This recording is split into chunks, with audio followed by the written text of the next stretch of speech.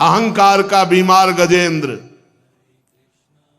जब ग्राह रूपी रोग ने पकड़ा, पूरा उपाय कर लिया, 1000 वर्ष तक उपाय ही उपाय, हाथी हाथिनियां सब प्रयास किए, अपना बल लगा लिया, विधाता की मानो फांसी, ग्राह ने पैर नहीं छोड़ा, 1000 वर्ष तक खींचातानी चलती रही। हाथी थल में बलवान होता है और ग्राह जल में बलवान होता है। यहां तक घसीट ले गया, हार चुका, शिथिल हो गया गजेंद्र, अहंकार का रोग उतरा। ये बहुत विचित्र होता है।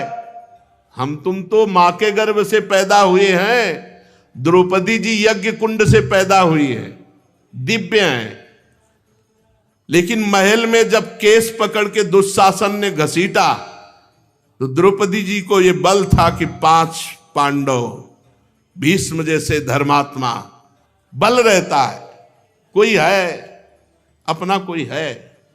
आखिरी में जब देखा द्रौपदी जी ने पूरा इतना सब होने के बाद कि कोई मेरा नहीं, तब पुकारा। 1000 वर्ष गजेंद्र के बीतते नहीं, मिनट में हरि बचा लेते, लेकिन ये अहंकार का रोग, ये अहमता ममता ये नष्ट नहीं होती। अहम मम, मेरा कोई है, मैं कुछ कर सकता। चलते हैं श्रीमद् भागवत महापुराण। श्री युधिष्ठिर जी के प्रश्नों का देवर्षि नारद जी ने उत्तर दिया और अपने पूर्व जन्म की बात बताई कि एक जन्म में मैं उपबर्हण नाम का गंधर्व बड़ा सुंदर था, इतना सुंदर था कि स्त्रियां हम पर आसक्त रहती थी, मुझे इस बात का गर्व अहंकार रहता था। एक बार ब्रह्मा जी के बुलावे पर समस्त देव ऋषि मुनियों की सभा में मुझे भगवान के पावन यश का गायन करने का आदेश मिला, पर हम अहंकारवश स्त्री लुभावने गाने गाने लगे, जिससे मुझे शाप मिल गया, जाओ तुम नीच योनि को प्राप्त हो। कहा मैं उपभरण बड़ा सुंदर गंधर्व, फिर दासी पुत्र हुआ। तो देखो, संतों की सभा में अपराध करने से, संतों की अवहेलना करने से मैं अपनी उच्च पदवी से भ्रष्ट हो गया, लेकिन भगवान की कृपा से दासी पुत्र के रूप में मुझे चातुर्मास में संतों की सेवा मिली। उन संतों की कृपा से ऐसा भाव बना कि पूरा जीवन भजन में, तो अगला जन्म देवर्षि नारद का प्राप्त हुआ। श्री देवर्षि नारद जी कहते हैं,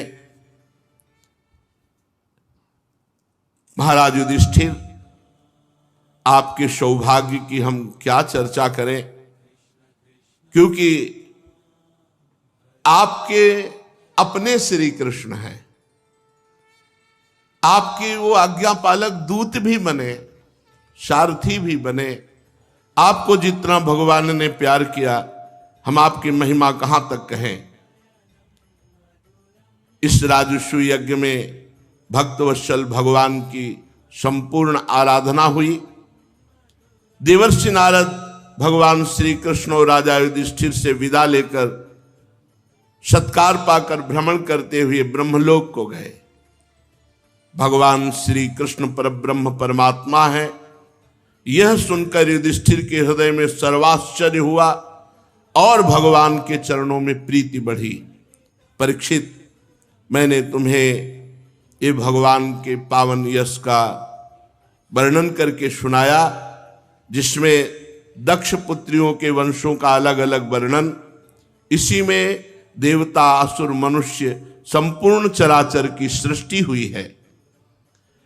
राजा परीक्षित ने पूछा, गुरुदेव, स्वयंभू मनु के वंश का विस्तार मैंने सुन लिया, इस वंश में उनकी कन्याओं के द्वारा मरीच आदि प्रजापतियों की वंश परंपरा चली। अब हम दूसरे मनुओं का वर्णन सुनना चाहते हैं। ब्राह्मण, ज्ञानी महात्मा का संग जिसको मिल जाए, अब उसको अपने उद्धार के लिए और कोई साधन करने की जरूरत नहीं पड़ती। महात्मा का मिलना ही भगवत प्राप्ति है। भगवान विभिन्न विभिन्न मनवंतरों में अवतार लीला प्रकाशित करते हैं। आप त्रिकालदर्शी महात्मा हैं, आप कृपा करके सुनाइए और हमारी सुनने में बड़ी श्रद्धा है। भगवान विश्व भावन भगवान बीते हुए मनवंतरों में जो जो लीलाएं कर चुके हैं, वर्तमान मनवंतर में जो कर रहे हैं, आगे मनवंतरों में जो कुछ करेंगे वो हम सब सुनना चाहते हैं, क्योंकि भगवान की चर्चा सुनने से समस्त पाप नष्ट होते हैं, हृदय में भक्ति का प्रादुर्भाव होता है। श्री सुखदेव जी ने कहा, इस कल्प में स्वयंभू आदि 6 मनवंतर बीत चुके हैं। उनमें से पहले मनवंतर का मैंने वर्णन कर दिया, उसी में देवता की उत्पत्ति हुई थी।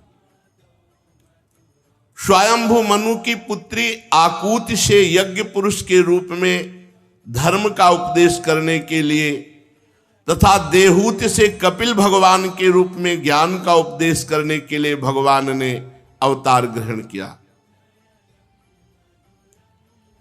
कपिल भगवान का अवतार ये पीछे वर्णन कर चुके हैं। अब भगवान यज्ञ पुरुष ने आकूति के गर्भ से अवतार लेकर जो कुछ किया उसका वर्णन करता हूं। परीक्षित, स्वयंभू मनु ने समस्त कामनाओं और भोगों से विरक्त होकर भगवान की प्राप्ति के लिए अपना राज्य छोड़ दिया। कभी कोई कामनाओं से पूर्ण नहीं होता, कामनाओं को त्यागना होता है।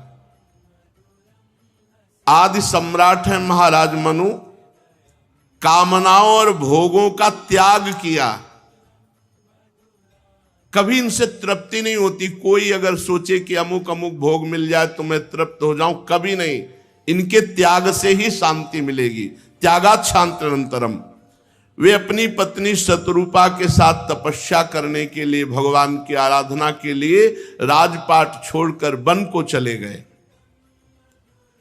परीक्षित, उन्होंने सुनंदा नदी के किनारे पृथ्वी पर एक पैर के बल खड़े रहकर 100 वर्ष तक मंत्र जपते हुए घोर तपस्या की। एक पैर के बल 100 वर्ष तक खड़े होकर तपस्या करते हुए भगवान की वो ये रोज स्तुति करते, भगवान की स्तुति करते। येन चेतयते विश्वम विश्वम चेतयते नयम यो जागर्ति शयानेऽस्मिन्नायं तं वेद वेदशः आत्मा वास्यमिदं विश्वं यत्किंचित् जगत्यां जगत् तेन त्यक्तेन भुञ्जीथा मा गृध्या कश्ववद्धनु यं न पश्यति पश्यन्तं चक्षुर्यस्य नरिष्यति तम भूत निलयम देवम सुपर्णमुपधावत न यस्याद्यन्तौ मध्यम च स्वापरो नान्तरं बहि विश्वस्यामूनि यदि यस्मात् विश्वं च तद्रतं महत्। जिसकी चेतना के स्पर्श से ही ये विश्व चेतन हो रहा है। जितनी ये चेतना है ये सब भगवान ही है। जितना पावर है शरीरों में, वो चाहे देवता हो, चाहे मनुष्य हो, चाहे राक्षस हो, सब में भगवान की ही शक्ति विराजमान है। समस्त विश्व को चेतना जहां से प्राप्त होती है वो श्री भगवान है। किंतु ये विश्व जिन्हें चेतना का दान नहीं कर सकता, विश्व को चेतना का दान जो करते हैं वो श्री भगवान है। जो इस विश्व के प्रलय हो जाने पर भी जागते रहते हैं।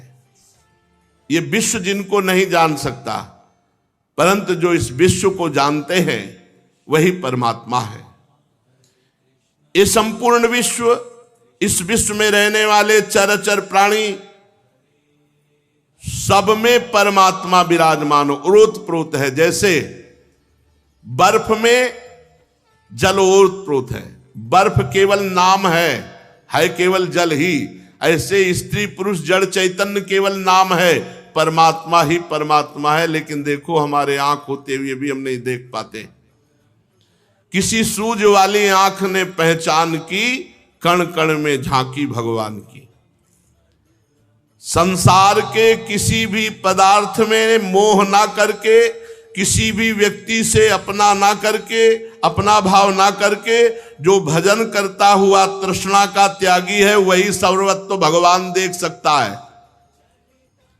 सर्वत्र भगवान है पर देख वही सकता है जो न किसी वस्तु व्यक्ति स्थान से अपनापन रखता है, न किसी से मोह करता है। एकमात्र भगवान का भजन करते हुए जीवन निर्वाह करता है, वो सर्वत्र भगवान देख सकता है। भला ये संसार की संपत्ति किसकी हुई है? किसी की नहीं। इसी जगह को करोड़ों लोग अपनी अपनी कह करके पधार गए। भगवान सबके साक्षी हैं। बुद्धि, वृत्तियां, नेत्र, इंद्रियां, इन सबके वो साक्षी हैं, इसलिए वो नहीं देख सकते। भगवान सबको देख सकते हैं, लेकिन इंद्रियों के द्वारा, बुद्धि के द्वारा, मन के द्वारा भगवान को नहीं देख सकते। भगवान चाहें तभी भगवान को देख सकते हो। भगवान की ज्ञान शक्ति अखंड है। समस्त प्राणियों के हृदय में रहने वाले स्वयं प्रकाश असंग परमात्मा की शरण ग्रहण करो। जिन भगवान का ना आदि है ना अंत है, फिर मध्य तो होगा ही कैसे? जिनका ना कोई अपना है, ना पराया है, ना बाहर है, ना भीतर है, वे विश्व के आदि में, अंत में, मध्य में, अपने में, पराये में, बाहर में, भीतर में, सब जगह विराजमान है। बस यही अनुभव करना है साधना के द्वारा। उन्हीं की सत्ता से विश्व की सत्ता है। वही अनंत वास्तविक सत्य परमात्मा परब्रह्म है। परमात्मा विश्व रूप है। परमात्मा के अनंत नाम है। वे सर्वशक्तिमान सत्य स्वयं प्रकाश अजन्मा पुराण पुरुष हैं। वे अपनी माया शक्ति के द्वारा विश्व का सृजन करते हैं और इसी में अपने को छुपा लेते हैं। देखो छुपाए हैं, स्त्री पुरुष जड़ चैतन्य, इसका पर्दा डाल लिया और आप बैठे हुए हैं। अध्यात्म विद्या के द्वारा उनको ढूंढा जाता है। अध्यात्म विद्या के द्वारा उनको ढूंढा जाता है। इन्हीं सब पर्दों में छुपे हुए हैं, छुपा छुपी का खेल खेल रहे। इसीलिए ऋषि मुनि नैष्कर्म स्थिति अर्थात ब्रह्म से एकत्व प्राप्त करने के लिए कर्म योग का अनुष्ठान करते हैं। प्रायः ठीक ठीक कर्म योग का अनुष्ठान करने वाला ही अंत में निष्क्रिय होकर कर्मों से ऊपर उठ जाता है, जो ठीक ठीक कर्मों का अनुष्ठान करेगा। इसीलिए हम कहते हैं पहले सत्कर्म से असत कर्म का त्याग करो, फिर सत्कर्म अपने आप कर्ता भाव का त्याग करा देगा तो आप अकर्ता हो जाएंगे, पर बिना सत्कर्म किए नहीं। वो यहां श्रीमद् भागवत में मनु जी महाराज करे, प्रायः ठीक ठीक कर्म करने वाला पुरुष ही अंत में निष्क्रिय होकर कर्मों के ऊपर उठ जाता है, अर्थात कर्ता भाव रहित हो जाता है। यूं तो सर्वशक्तिमान भगवान को कोई कर्म करने की आवश्यकता नहीं, पर जब अवतार लेते हैं तो वो भी कर्म करते देखे जाते हैं। वो आत्मलाभ से पूर्ण होने पर भी कर्म करते हैं, पर कर्म फल में आसक्त नहीं होते। यही शिक्षा देते हैं कि हमारा कर्म करने पर अधिकार है, फल में नहीं। अतः हम सबको उन्हीं भगवान का अनुसरण करके अनासक्त रह करके कर्म करना चाहिए, तभी कर्म बंधन से मुक्त होंगे। भगवान ज्ञान स्वरूप हैं, इसलिए उनमें अहंकार का लेस नहीं है, परंतु जीव में अज्ञान है, इसलिए वो अहंकार करता, मैंने ये किया, मैं ये करूंगा। इसलिए किसी भी बात पर अहंकार न करो, किसी वस्तु की कामना न करो। दो बातें बहुत जोर की है। किसी वस्तु की कामना मत करो और किसी कर्म का अहंकार मत करो। ये भगवान जब अवतार लेते हैं तो किसी की प्रेरणा से नहीं, स्वच्छंद कर्म करते हैं। और अपने लोग जब कर्म करते हैं तो कामना की प्रेरणा से कर्म करते हैं। कामना का त्याग कर दे तो जैसे भगवान कर्म करते हैं लिप्त नहीं होते, ऐसे ही हम कामना रहित होकर कर्म करते हुए बंधेंगे नहीं, पर कामना से युक्त होकर ही कर्म होता है, इसलिए बंधते हैं। समस्त धर्मों के प्रवर्तक और उनके जीवनदाता भगवान श्री हरि की मैं शरण में हूं, उनको नमस्कार करता हूं। एक पैर के बल खड़े होकर मंत्र जप करते हुए, ये स्तुति करते हुए आराधना की। स्वयंभू मनु एकाग्र चित्त से इस मंत्र में उपनिषद स्वरूप श्रुति का पाठ कर रहे थे कि उन्हें अचेत समझ करके भूखे असुर राक्षस, वो तपस्या परायण थे, उनको खा डालने के लिए आक्रमण कर दिया मनु जी के ऊपर। ये देखकर भगवान याम नामक देवताओं के साथ यज्ञ पुरुष के रूप में प्रकट हुए और खा डालने के निश्चय से आए हुए उन असुरों का संहार किया। भगवान ने रक्षा की महाराज मनु की। जब वो भजन में डूबे हुए थे तो असुरों ने आक्रमण कर दिया उनको खाने के लिए, तो भगवान यज्ञ पुरुष ने अवतार धारण करके याम आदि देवताओं के साथ उनकी रक्षा की। दूसरे मनु हुए स्वरोचिष। इस पहले मनु जिनका चर्चा आप सुने वो स्वयंभू मनु। फिर दूसरे मनु हुए स्वरोचिष। ये अग्नि के पुत्र थे, उनके पुत्रों के नाम थे द्युमान, सुषेण, रोचिष्मान आदि। अलग अलग मनवंतर में मनु और इंद्र आदि देवता और सप्तऋषि ये बदलते रहते हैं। ऐसा थोड़ी कि एक इंद्र जो बन गया वो इंद्र ही बना रहेगा। ऐसे जिसका पुण्य बल जितना बढ़ा वो देवराज इंद्र बन गया। इस मनवंतर में इंद्र का नाम रोचन, प्रधान देवता तुषित, ऊर्जस्तंभादि वेदवादी गण सप्तऋषि थे। उस मनवंतर में वेदशिरा नाम के ऋषि की पत्नी तुषिता थी। उनके गर्भ से भगवान ने अवतार ग्रहण किया और विभु नाम से भगवान प्रसिद्ध हुए। वे आजीवन नैष्ठिक ब्रह्मचर्य व्रत का निर्वाह किया। उन्हीं की शिक्षा से 88,000 ऋषि ब्रह्मचारी, नैष्ठिक ब्रह्मचारी हुए। 88,000 ऋषि ब्रह्मचर्य व्रत का पालन करते हुए आजीवन नैष्ठिक ब्रह्मचारी। फिर तीसरे मनु हुए, वे प्रिव्रत के पुत्र थे। उनके पुत्रों के नाम थे पवन, संजय, यज्ञहोत्र आदि। इस मनवंतर में उत्तम नाम के मनु और वशिष्ठ जी आदि सप्त ऋषि, सत्य, वेदश्रुत और भद्र नामक देवता प्रधानगण, इंद्र का नाम सत्यजित। उस समय धर्म की पत्नी सुनीता के गर्भ से पुरुषोत्तम भगवान सत्यसेन के नाम से अवतार ग्रहण किया और उनके सत्यव्रत नाम के देवगण भी थे। इंद्र सत्यजित के सखा बनकर भगवान ने असत्य परायण, दुष्शील, दुष्ट यक्षों, राक्षसों और ऐसे द्रोहियों का संहार किया जो जीवों को दुख पहुंचाते हैं। फिर चौथे मनु, उनका नाम तामस। 6 मनु हो चुके हैं अब तक। तीसरे मनु उत्तम के सगे भाई थे, ये तामस मनु। उनके पृथु, ख्याति, नर, केतु इत्यादि 10 पुत्र, सत्यक, हरि और वीर नामक देवता प्रधानगण। इंद्र का नाम त्रिशिक। उस मनवंतर में ज्योतिर्धाम आदि सप्तऋषि। परीक्षित उस तामस नाम के मनवंतर में विधृति के पुत्र वैधृति नाम के और भी देवता हुए। उन्होंने समय के फेर से नष्ट प्राय वेदों को अपनी शक्ति से बचाया, इसलिए ये वैधृति कहलाए। इस मनवंतर में हरिमेधा ऋषि की पत्नी हरिणी के गर्भ से भगवान हरि का अवतार हुआ, हरि नाम पड़ा। इसी अवतार में उन्होंने ग्राह से गजेंद्र की रक्षा की थी।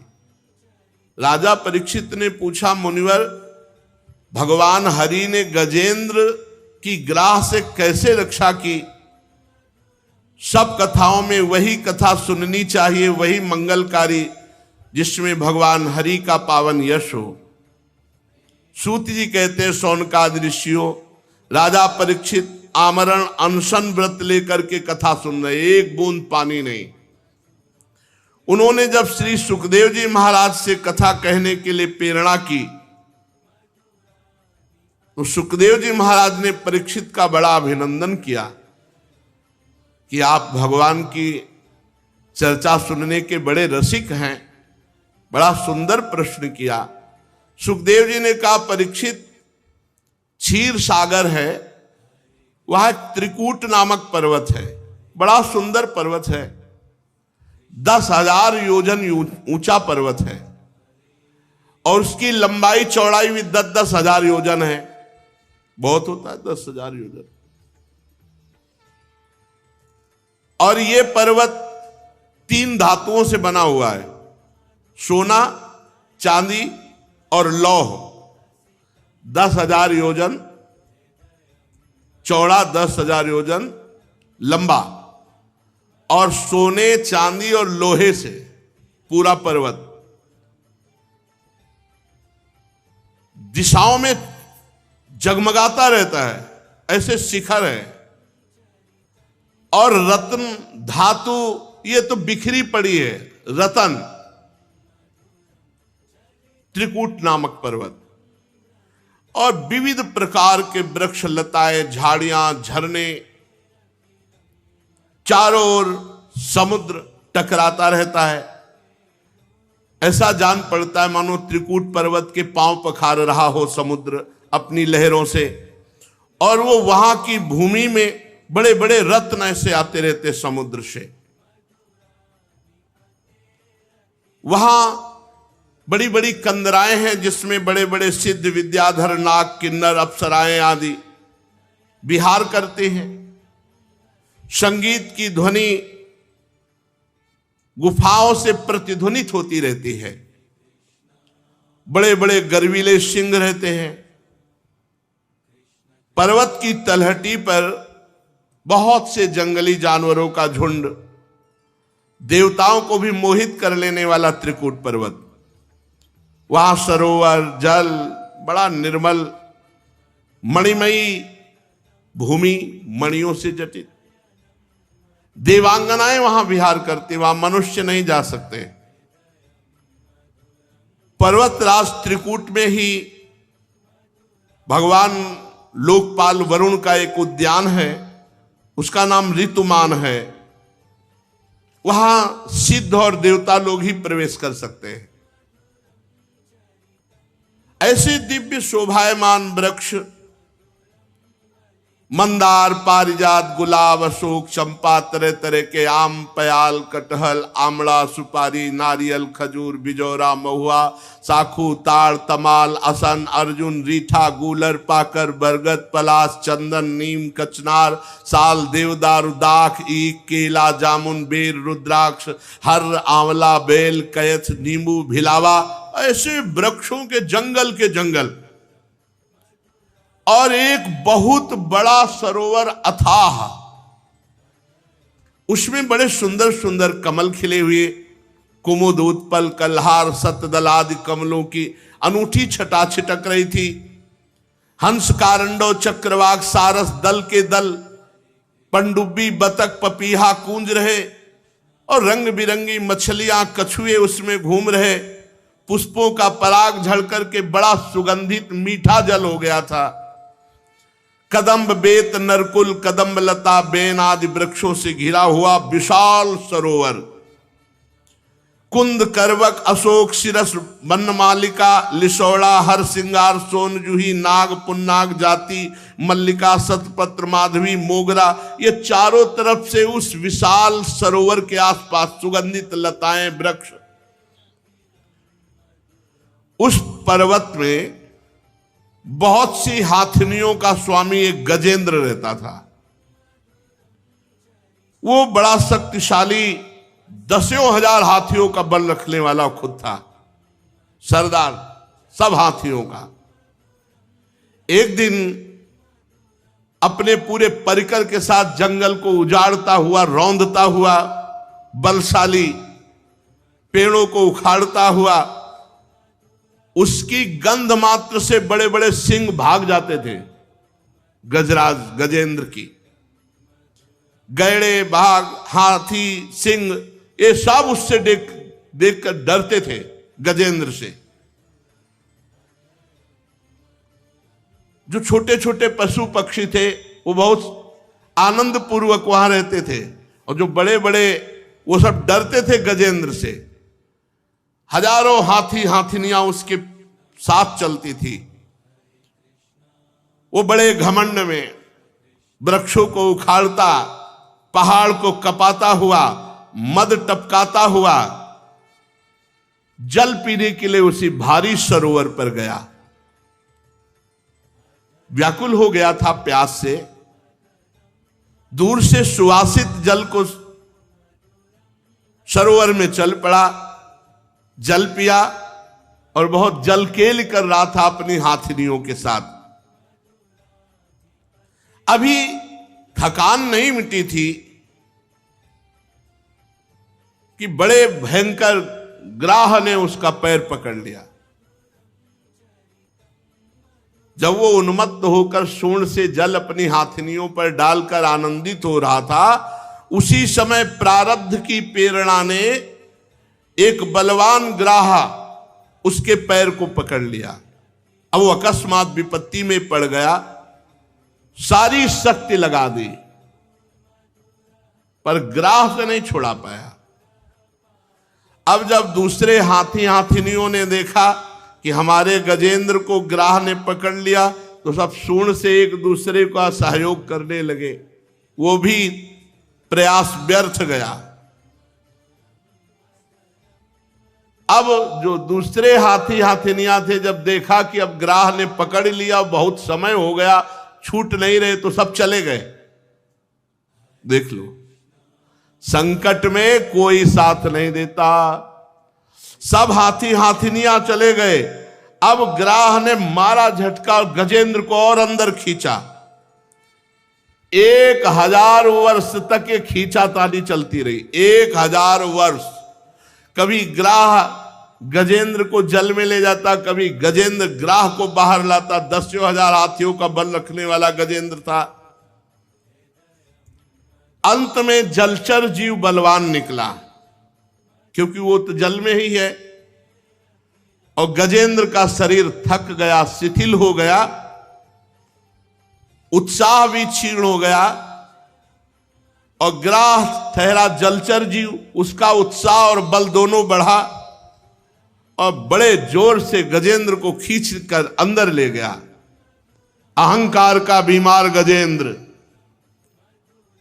जब ग्राह रूपी रोग ने पकड़ा, पूरा उपाय कर लिया। 1000 वर्ष तक उपाय ही उपाय। हाथी हाथिनियां सब प्रयास किए, अपना बल लगा लिया। विधाता की मानो फांसी। ग्राह ने पैर नहीं छोड़ा। 1000 वर्ष तक खींचातानी चलती रही। हाथी थल में बलवान होता है और ग्राह जल में बलवान होता है। यहां तक घसीट ले गया, हार चुका, शिथिल हो गया गजेंद्र। अहंकार का रोग उतरा। ये बहुत विचित्र होता है। हम तुम तो मां के गर्भ से पैदा हुए हैं। द्रौपदी जी यज्ञ कुंड से पैदा हुई है, दिव्य हैं। लेकिन महल में जब केस पकड़ के दुशासन ने घसीटा तो द्रौपदी जी को यह बल था कि 5 पांडव, भीष्म जैसे धर्मात्मा, बल रहता है, कोई है, अपना कोई है।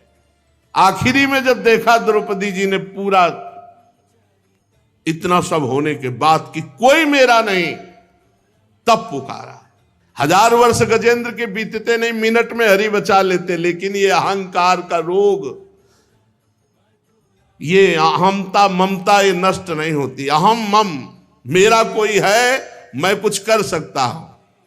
अहम मम ये भगवान से जुड़ने नहीं देता। एक अहमता ममता ये जग में है दुख जाई, ये जब श्री जी की ओर लगे तो होत परम सुखदाई। बड़े ये दलिद्र है, अहमता ममता भगवान से विमुख करती रहती है। जब गजेंद्र ने देखा कि अब एक झटके में मैं डूब जाऊंगा, तो उसको पूर्व जन्म में जो स्तोत्र जप करता था उसकी याद आ गई। उसने विचार किया कि अगर बचा सकते हैं तो केवल हरि बचा सकते हैं। ओम नमो भगवते तस्मै यत् एतच्चिदात्मकं पुरुषायादि बीजाय परेशायाभिधीमहि यस्मिन्निदं यतश्चेदं येनेदं या इदं स्वयं योस्मात् परस्माच् परस्तं प्रपद्ये स्वयं भुवम्। जो जगत के मूल कारण हैं, सबके हृदय में पुरुष रूप से विराजमान हैं, समस्त जगत के एकमात्र स्वामी हैं, जिसके कारण संसार में चेतना का विस्तार हो रहा है, उनमें प्रणव स्वरूप ओंकार स्वरूप भगवान को नमस्कार करता हूं, प्रेम से उनका स्मरण करता हूं। ये संसार यस्मिन् निदम यतश्चेदम येनेदम या इदम स्वयं, आहा, स्वयं भगवान ये संसार बने हुए हैं, स्वयं भगवान। बस यही बात समझनी, भगवान में स्थित है, भगवान ही व्याप्त हैं, भगवान ही संसार रूप बने हुए हैं। ये सब होने पर भी इस माया से सर्वथा परे हैं। स्वयं प्रकाश, स्वयं सिद्ध, ऐसे सत्तात्मक भगवान श्री हरि की मैं शरण लेता हूं। यह स्वात्मनीदम निज माययार्पितम क्वचिद विभातम क्वच तत्तिरोहितम अविद्ध दृक्साक्षुभयम तदीक्षते सा आत्ममूलो वतुमाम परात्परः। ये विश्व प्रपंच उन्हीं की माया से उनमें अध्यस्त है। ये कभी प्रतीत होता है और प्रलय हो जाने पर ये कभी प्रतीत नहीं होता, परंतु वो एक रस रहते हैं। सृष्टि रहने पर भी और सृष्टि का प्रलय हो जाने पर भी वो इसके साक्षी हैं, वो दोनों को देखते रहते हैं, सबके मूल हैं और अपने